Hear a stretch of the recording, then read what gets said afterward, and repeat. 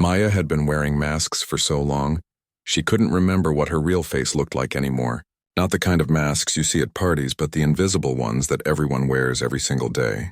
The ones that help you fit in, get approval, and avoid difficult questions. Every morning started the same way. The alarm would ring at 6 sharp, and she would roll out of bed like a robot following a program. First stop, the bathroom mirror.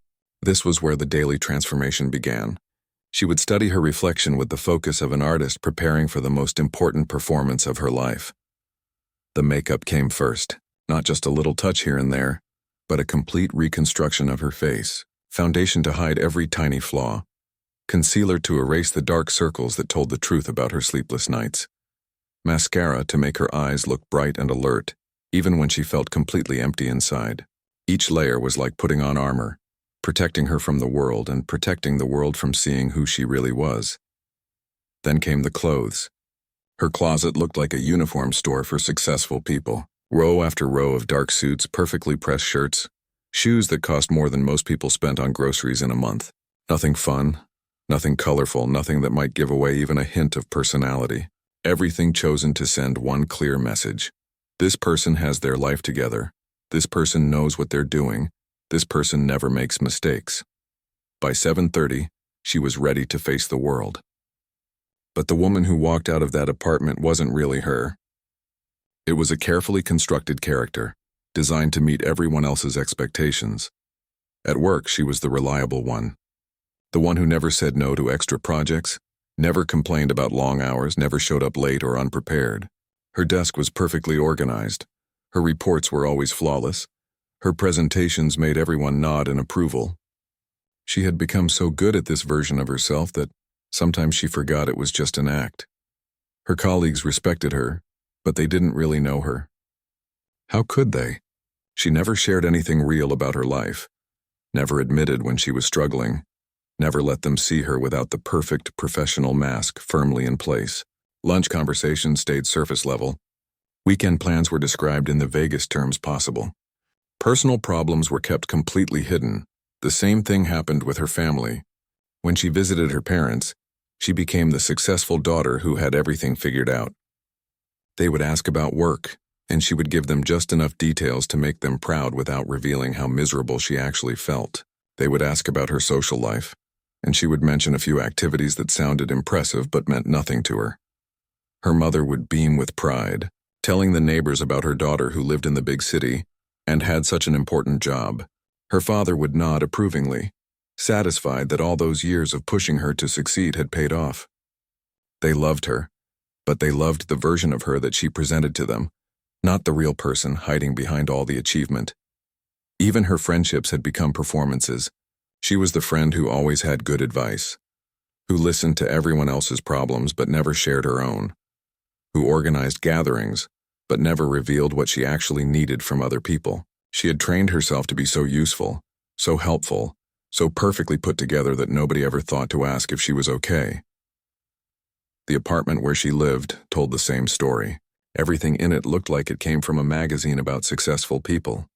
Clean lines, expensive furniture, artwork chosen by an interior designer rather than because it meant something to her. Visitors would walk in and immediately feel impressed, which was exactly the point. But it felt more like a hotel room than a home. Nothing in it revealed anything real about who she was or what she cared about. Her social media told the same carefully crafted story. Pictures of perfectly plated meals at trendy restaurants, shots of her at networking events looking confident and professional, vacation photos that suggested a life of adventure and success. Every post was calculated to maintain the image, to keep up the illusion that her life was exactly what everyone thought it should be.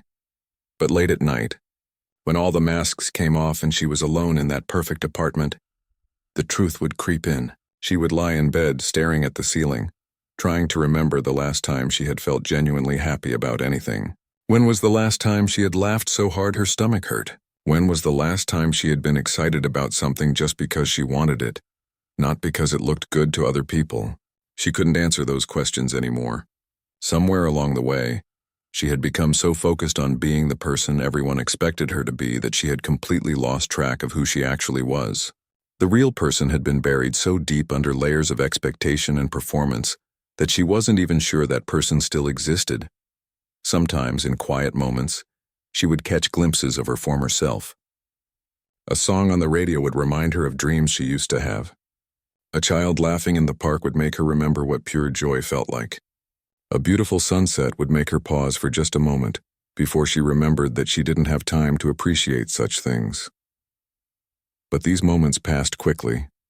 The mask would slide back into place. The performance would continue, and she would go back to being the person everyone needed her to be.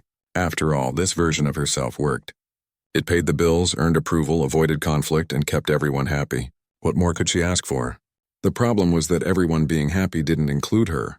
She was the one person who never got what she needed from this arrangement. She was the one person whose feelings didn't matter in the equation. She had become so good at taking care of everyone else's expectations that she had forgotten to take care of herself. Every day felt exactly like the one before it. The same routine, the same performance, the same empty feeling at the end of it all. She was living a life that looked perfect from the outside but felt completely hollow on the inside. She was surrounded by people but felt completely alone. She was successful by every measure that society cared about, but she felt like a complete failure as a human being. The worst part was that she didn't know how to stop. The mask had been on for so long that taking it off felt impossible. What would people think? What would happen to her career, her relationships, her carefully constructed life? The fear of disappointing people, of not living up to expectations, of being rejected for who she really was, kept her trapped in a prison of her own making. She was living someone else's dream while her own soul slowly disappeared. Maya was sitting at her desk on a Tuesday afternoon, pretending to care about quarterly reports when her phone rang. The caller ID showed her mother's name and she almost didn't answer. Phone calls during work hours usually meant family drama or questions about when she was going to get married and give them grandchildren. But something made her pick up the phone. Maybe it was the way it kept ringing, more persistent than usual. Her mother's voice sounded different too, shaky, uncertain, not like the strong woman who had raised her to never show weakness. "Honey, I need to tell you something about your father," her mother began, and Maya felt her stomach drop. "The doctor ran some tests last week. They say he has early signs of memory problems. They used a big word, dementia, I think. They say it might get worse." The world seemed to stop spinning for a moment. Maya stared at her computer screen, watching numbers blur together as tears filled her eyes. Her father, the man who had taught her to ride a bike, who had helped her with homework every night, who remembered every birthday and anniversary without ever writing them down, was losing his memory. "Are you there, sweetheart?" her mother asked, and Maya realized she had been silent for too long. "Yes, Mom, I'm here. I'll come visit this weekend, okay? We'll figure this out together." After she hung up, Maya sat in her office feeling like she was underwater. Everything around her seemed suddenly ridiculous. Her co-workers were debating which font to use in a presentation. Her boss was stressed about a client meeting that wouldn't matter to anyone in 5 years. The quarterly projections that had seemed so important an hour ago now felt like meaningless numbers on a page. She looked around the office with new eyes. Everyone was so busy, so focused on things that suddenly seemed incredibly small. She wondered if any of them had gotten life-changing phone calls today. She wondered if any of them were sitting there pretending everything was normal, while their world was falling apart inside. For the first time in years, Maya left work early. She told her assistant she wasn't feeling well, which wasn't exactly a lie. She felt sick to her stomach, but not from any physical illness. She felt sick from the realization that while she had been playing the part of the perfect daughter from a distance, her parents were getting older, facing real problems, needing her in ways that her career success couldn't fix. Instead of going straight home, she found herself walking through parts of the city she had never explored before, streets full of small shops and cafes that she had driven past 1,000 times but never noticed. She walked until her feet hurt in her expensive heels, until the sun started to set and the city lights began to flicker on. That's when she saw the little bookstore. It was squeezed between a dry cleaner and a flower shop, with warm yellow light spilling out onto the sidewalk. Something about it drew her in. Maybe it was the way it looked so cozy and real compared to everything else in her perfectly organized life. The inside smelled like old books and coffee. There were cats sleeping on stacks of novels, plants growing in every corner, and mismatched chairs that looked like they had been collected over decades. It was the opposite of everything in her apartment, and somehow that made it feel like home. An older woman behind the counter looked up from a book she was reading and smiled. Not a professional customer service smile, but a real one that reached her eyes. She had paint under her fingernails and silver hair that looked like she cut it herself without caring if it was perfectly even. "Looking for anything special?" the woman asked. Maya almost gave her usual polite response about just browsing, but something made her answer honestly. "I don't know what I'm looking for. I think maybe I'm lost." The woman's smile got warmer. "Those are my favorite kind of customers. People who don't know what they need yet. Let me show you something." She led Maya to a shelf full of travel books and pulled out one about women who had changed their lives completely. "You look like someone who's carrying too much weight on her shoulders," the woman said gently. "Sometimes we need to read about people who figured out how to put their bags down." Maya bought the book and spent that entire night reading it. She couldn't remember the last time she had read something just because she wanted to, not because it would help her career or make her sound smarter at dinner parties. The stories were about ordinary women who had gotten tired of living lives that didn't fit them anymore. Women who had quit jobs that were killing their spirits, who had moved to new countries, who had started over when everyone said they were crazy. For the first time in years, Maya cried real tears. Not the careful, controlled tears she allowed herself when watching sad movies, but the kind of crying that comes from somewhere deep inside, the kind that leaves you feeling empty and clean at the same time. Over the next few weeks, something started to shift inside her. Small things at first. She started taking lunch breaks instead of eating at her desk. She walked through that same neighborhood after work, discovering new places that made her feel curious instead of tired. She called her parents more often, not to give them updates on her achievements, but to ask how they were really doing. She started noticing things about herself that she had forgotten, like how much she loved the smell of rain, or how good it felt to laugh at silly things. She remembered that she used to paint when she was younger, before she decided it wasn't practical enough to matter. But the biggest change was how she started seeing her life. The apartment that had once made her feel successful now felt like a museum exhibit, about someone else's idea of success. The clothes in her closet felt like costumes for a play she was tired of performing in. The work that had once defined her worth now felt like a prison made of other people's expectations.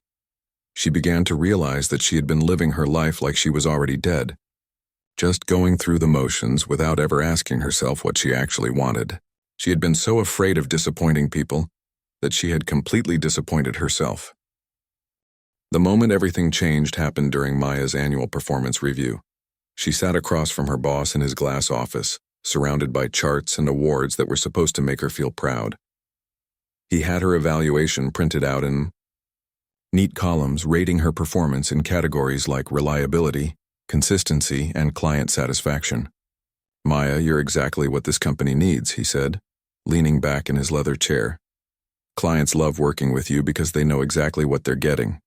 No surprises, no drama, just solid, dependable work. You're our safest bet." He meant it as the highest compliment. In the corporate world, being called reliable and consistent was supposed to be the ultimate praise. But as Maya sat there listening to him describe her like she was a piece of office equipment that never broke down, something inside her cracked wide open. Safest bet. The words echoed in her head long after she left his office. Is that really what she wanted to be remembered for? Being safe? Being predictable? Being so careful and controlled that people could count on her to never surprise them, never challenge them, never do anything unexpected? That weekend, she drove to visit her parents like she had promised. The drive gave her 2 hours to think, 2 hours without emails or meetings or the constant pressure to be on all the time. She found herself remembering road trips from when she was little, when her father would sing off key songs and her mother would pack sandwiches that tasted better than any restaurant food. When she walked into her childhood home, her father was sitting in his favorite chair, staring out the window with a confused expression. Her mother was in the kitchen, moving around with the kind of forced cheerfulness that people use when they're trying not to fall apart. "Dad?" Maya said softly, sitting down next to him. He turned to look at her, and for a moment she saw a flicker of uncertainty in his eyes. You're my little girl, aren't you? The one who used to make me pictures with all the colors?" The question hit her like a physical blow. He was talking about the little girl she used to be, the one who painted messy, joyful pictures and didn't care if they were perfect. The one who laughed too loud and asked too many questions and dreamed about adventures. the one who had somehow disappeared along the way. "Yes, Dad, that's me." "I miss that little girl," he said quietly. She was so full of life. What happened to her? Maya didn't have an answer for him, but his question followed her around for the rest of the visit. What had happened to that little girl? When had she decided that being safe was more important than being alive? When had she started choosing approval over authenticity? That night, lying in her childhood bedroom surrounded by posters and books from a different version of herself, Maya made a list. Not the kind of professional to-do lists that ruled her daily life, but a different kind of inventory. She wrote down all the things she used to love before she learned to be practical. All the dreams she had given up because they seemed too risky or too weird or too unlikely to succeed. She remembered wanting to be a writer when she was 12. She remembered planning to travel the world when she was 16. She remembered falling in love with photography in college before she switched to business because it seemed more secure. She remembered the person she used to be before she learned to be afraid of everything. The list grew longer as the night went on. Things she had wanted to try but never did because they didn't fit her image. Places she had wanted to visit but never made time for because work was always more important. Conversations she had wanted to have but avoided because they might get messy or emotional. By morning, she had filled several pages with reminders of who she used to be and who she might still become. For the first time in years, she felt something that had been missing for so long she had almost forgotten what it was called. Hope. The decision didn't happen all at once. It built slowly over the following weeks, like water filling up behind a dam until the pressure became too much to contain. Every day at work felt more suffocating than the last. Every time someone praised her for being reliable and predictable, she felt a little piece of her soul die. The final moment came during a client meeting about brand optimization and market penetration strategies. Maya sat there listening to a room full of people use words like synergy and leverage to describe ways to convince people to buy things they didn't need. She looked around the conference table at faces that all seemed to blur together, everyone nodding along to the same meaningless buzzwords. Quietly, almost without thinking about it, she opened her laptop and started typing. Not meeting notes or strategic plans, but something she had never written before, a resignation letter. She didn't send it right away. She just let it sit there in her drafts folder like a secret door that she could walk through whenever she got brave enough. But knowing it existed, knowing she had written those words, "I hereby resign from my position," made her feel more powerful than she had in years. For the first time in her adult life, Maya had chosen uncertainty over security. She had chosen the possibility of failure over the guarantee of emptiness. She had chosen herself. 3 weeks later, Maya walked into her boss's office and handed him her resignation letter. The paper felt light in her hands, but the weight of the decision behind it was enormous. She had rewritten it 5 times, practiced the conversation in her mirror, and lost sleep for days thinking about this moment. Her boss stared at the letter like it was written in a foreign language. "Maya, I don't understand. Is this about money? Because we can discuss a raise. Your performance has been excellent." "It's not about money," she said, surprised by how calm her voice sounded. "I just need to try something different." "Different how? Do you have another job lined up? Which company made you an offer?" Maya took a deep breath. "I don't have another job. I don't have a plan. I just know I can't keep doing this anymore." The confusion on his face was almost funny. In his world, people didn't quit good jobs without better jobs waiting for them. People didn't choose uncertainty over security. People didn't walk away from successful careers just because they felt empty inside. "Maya, I think you should take some time to think about this. Maybe take a vacation, clear your head. Don't make any decisions you'll regret." But Maya had already made her decision. She had been thinking about it for weeks, and every day she waited felt like another day stolen from her real life. "I've thought about it enough. My last day will be in 2 weeks." Word spread through the office quickly. Her coworkers couldn't understand it either. They whispered in the break room, trying to figure out what had happened to reliable, predictable Maya. Some thought she was having a breakdown. Others assumed she must have won the lottery or gotten married to someone rich. Nobody guessed the truth, that she was simply tired of being someone she wasn't.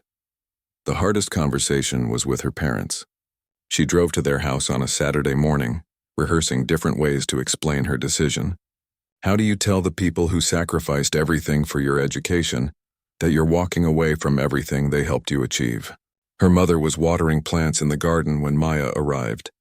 Her father was sitting on the porch, moving slowly but still present, still himself most of the time. I have something to tell you both, Maya began, sitting down on the porch steps. I quit my job. Her mother's watering can froze in midair. You what? Why? What happened? Did someone treat you badly? Nobody treated me badly, Mom. I just realized I wasn't happy. I haven't been happy for a long time. Her father looked at her with eyes that were clearer than they had been in weeks. Happiness is more important than money, he said quietly. I spent 30 years at a job I didn't love because I thought that was what fathers were supposed to do. Don't make the same mistake. Her mother sat down beside them, still holding the watering can. But honey, what will you do? How will you pay your bills? What if you can't find another job? I have some savings. I'll figure it out as I go. They talked for hours, her mother worrying and asking practical questions, her father nodding and occasionally offering words of support that surprised everyone. By the end of the day, her mother was still concerned but trying to be supportive. If this is what you need to do to be happy, then we'll support you, she said. But promise me you'll be careful. The physical changes started immediately. Maya's apartment, which had always looked perfect for magazine photos, suddenly felt like a museum of someone else's life. She walked through it like a stranger, picking up expensive objects that meant nothing to her. She started with her closet, row after row of identical business suits, all in colors that were supposed to look professional and serious, shoes that hurt her feet but looked impressive in meetings, jewelry that was expensive but had no sentimental value. She packed most of it into bags and drove to a donation center, keeping only the clothes that felt comfortable against her skin. Next came the furniture. The glass coffee table that was beautiful but cold.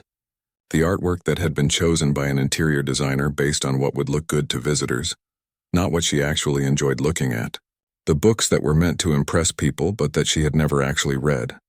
One by one, she sold or gave away the pieces of her perfect life that had never felt like home.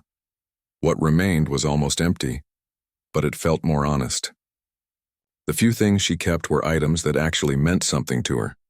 A quilt her grandmother had made, photos from family vacations, a painting she had bought at a street fair because it made her smile. But getting rid of physical things was easier than changing the habits of thinking and feeling that had controlled her life for so long. She had to learn how to exist without the constant pressure to be productive, to be useful, to be worthy of approval. The first week after her job ended, Maya woke up every morning in a panic, reaching for her phone to check emails that would never come again. She would lie in bed feeling guilty for not having anywhere important to be, anyone depending on her, any deadlines to meet. The freedom she had thought she wanted felt terrifying.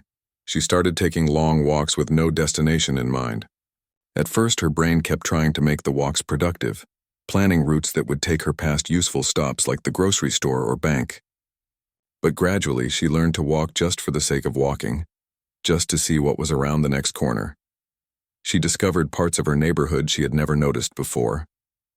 A community garden where strangers would smile and wave. A coffee shop where the owner remembered your order and asked about your day. A park where people brought their dogs and children and seemed genuinely happy to be alive.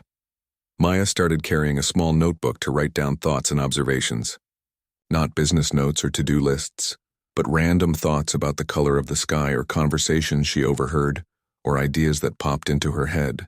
She hadn't written anything personal in years, and at first it felt strange and self-indulgent. But gradually it began to feel like coming home to herself. She reconnected with old friends she had lost touch with during her climb up the corporate ladder. Some of the relationships had faded too much to revive, but others surprised her with their warmth. Her college roommate, Lisa, invited her for coffee and said something that stuck with her. I always wondered where the real you had gone. It's nice to see her again. The hardest part was learning to be alone with herself without distractions. For years, she had filled every moment with work, obligations, or activities that kept her too busy to think about whether she was actually happy. Now, with nowhere she had to be and nothing she had to do, she had to face the silence inside her own head. Some days were harder than others. Some days she would wake up convinced she had made the biggest mistake of her life, that she was being selfish and irresponsible, that she should call her old boss and beg for her job back. But other days she would catch herself humming while making breakfast, or laughing at something on the radio, or feeling genuinely excited about what the day might bring, and she would remember why she had made this choice. Slowly, very slowly, Maya began to remember who she was underneath all the masks she had worn for so long. She remembered that she liked painting, so she bought art supplies and set up a small easel by the window. She remembered that she used to love cooking, so she started experimenting with recipes instead of ordering takeout every night. She remembered that she had always been curious about other cultures, so she signed up for a Spanish class at the community center. None of these things were dramatic or life-changing on their own, but together, they began to add up to something that felt like a real life instead of a performance. 6 months after walking away from her old life, Maya stood outside her childhood home, holding a birthday cake for her father. It was his 72nd birthday, and the house was full of relatives and family friends who had known her since she was little. But this time felt completely different. Maya wore a simple blue dress that she had bought because she loved the way the color looked against her skin, not because it projected any particular image. Her hair was longer now, softer, more natural. She had stopped wearing the heavy makeup that had once felt necessary for public appearances, and her face looked younger, more relaxed. As she walked up the front steps, she could hear laughter and conversation spilling out through the windows. These were the same people who used to make her feel like she had to prove herself, the same relatives who would ask about her career and her salary, and when she was going to settle down. But instead of the familiar anxiety, she felt something she hadn't experienced in years. Genuine excitement to see them. Her Aunt Grace was the first to spot her. "Maya, look at you. You look so different. Did you lose weight?" "I don't think so," Maya laughed. "Maybe I just lost some stress." Throughout the afternoon, relatives asked about her life change. Some were worried, others were confused, but a few seemed almost envious. Her cousin David, who worked in banking, pulled her aside and said, "I keep thinking about doing what you did. Walking away from it all, but I don't have the courage." "It's not about courage," Maya told him. "It's about getting tired of being tired. It's about realizing that the worst thing that can happen isn't failure. It's spending your whole life being someone you're not." The most meaningful moment came when she was sitting with her father in the living room, watching him unwrap presents. His memory had gotten worse since her last visit, and he struggled to remember some of the guests' names. But when he looked at her, his eyes were clear and focused. "You know," he said quietly, "you look like my daughter again." "I am your daughter, Dad." "No, I mean you look like the little girl I used to know. The one who would come running into the house covered in mud, talking a mile a minute about some adventure she'd been on. She disappeared for a while there, but I can see her again now." Maya felt tears spring to her eyes, but they were happy tears this time. She was just hiding for a while, but she's back now.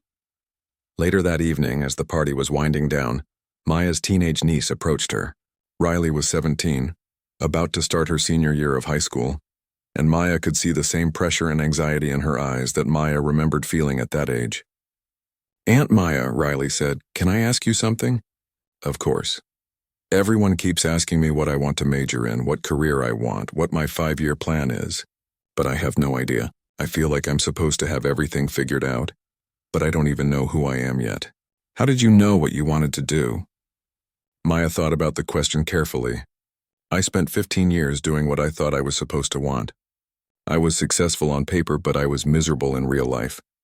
The best decision I ever made was to stop pretending I had it all figured out and start figuring out what actually made me happy."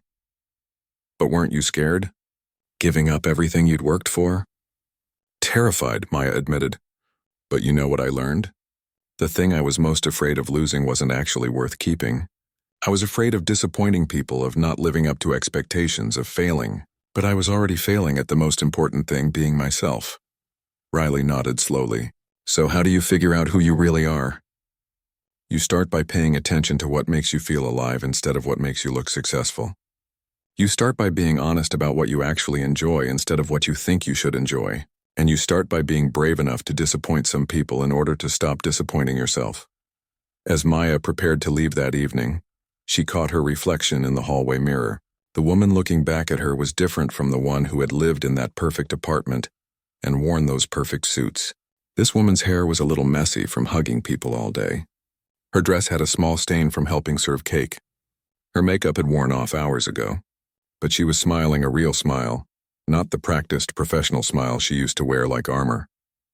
It was the smile of someone who had stopped apologizing for taking up space in the world. Someone who had learned that authenticity wasn't selfish but necessary. Someone who understood that the greatest risk wasn't in changing everything, but in changing nothing at all.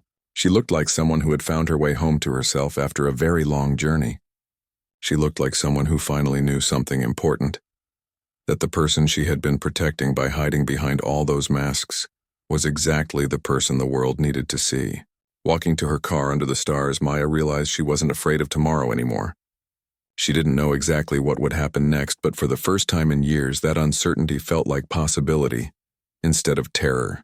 She had learned to trust herself, to listen to her own voice, to believe that she was worth the risk of being real.